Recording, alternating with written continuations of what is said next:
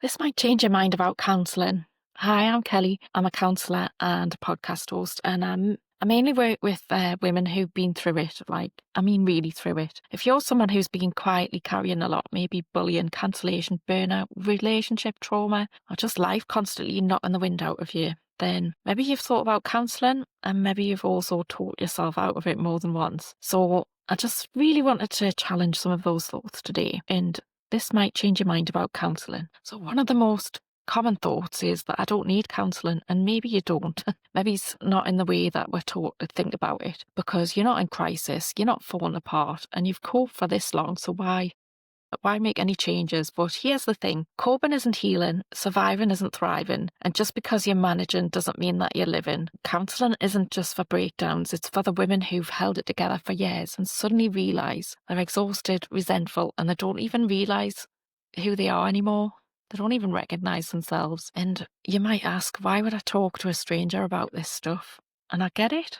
You've probably told your friend something vulnerable before and been shut down. Or maybe you've had a bad experience with therapy in the past. Someone who just smiled and nodded while you spiraled. Counselling with me isn't a performance, it's about truth and connection. And sometimes the safest person to talk to is a stranger, because I'm not in your daily life and I don't have an agenda and I'm not going to judge you. So that means you don't have to edit yourself. You don't have to protect me from the bad bits. You get to be real and you get to say what you really think and feel for the first time in a long time. And the other thing I hear a lot is that I should be able to handle this on my own.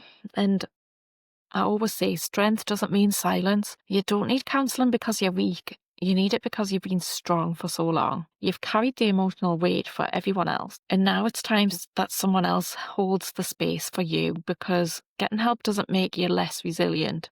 It makes you resourced. It fills up your cup. You can't run on an empty cup. It makes you powerful again, not performatively, but deeply. And what's the point in talking about it? That's the other thing I hear, because it won't change anything. And you're right, it won't change the past, but what if it changes you?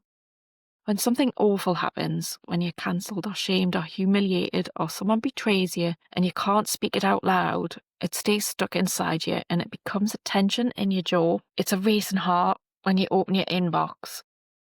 It's tears you don't understand on a Thursday morning in Tesco. And talking doesn't rewrite the past, but it helps your body and mind make sense of it.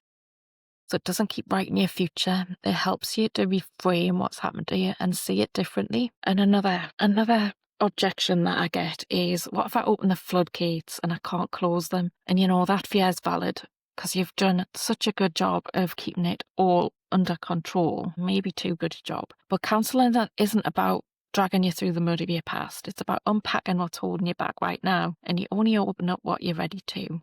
And you get to choose the pace, because you're the expert on you. And when you've got someone trained who's calm and compassionate, holding that space, you don't fall apart, you rise. I work with women who've been gaslit, discarded, blamed and ignored, often by people that they trusted. That means I'm not shocked when you say you've lost your confidence, or that you don't know who you are anymore, or that you're really, really angry, but no one's ever let you be. This isn't fluffy sit on the couch and chat therapy. It's real, honest and practical. Together we'll find the root of the pain. It's not just about the surface behaviours. We rebuild your trust in yourself, and you learn how to stop performance strength and actually feel strong again. So if you've been on the fence about counselling, maybe you've been burned before, or maybe you've just been too busy holding everybody else up, let this be your sign. This might just change your mind. You don't have to keep doing it all alone. And you don't have to be fine. And you absolutely deserve a space to be heard. And if this spoke to you, I'm here. Let's talk. You can find out more information on my website, kellyoliverdougall.co.uk.